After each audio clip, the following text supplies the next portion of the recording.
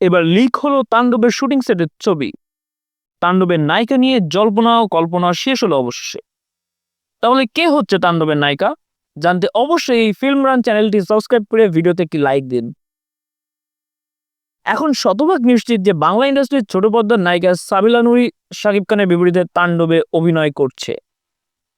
Facebook মারফত এক group থেকে পাওয়া যায় এই ছবি এবং জানা যায় অফিসিয়ালি সাবিলা নূরি তাণ্ডবের নায়িকা।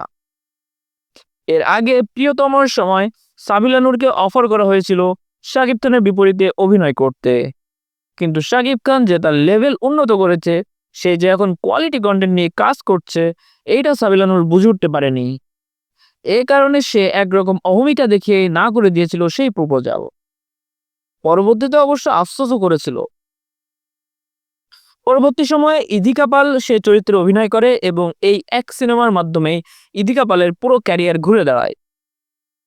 এবার তাণ্ডব নিয়েও বেশ কথা হচ্ছিল কে হতে পারে নায়িকা। এটা নিয়েও বেশ জল্পনা কল্পনা চলছিল ফিল্ম পাড়ায়।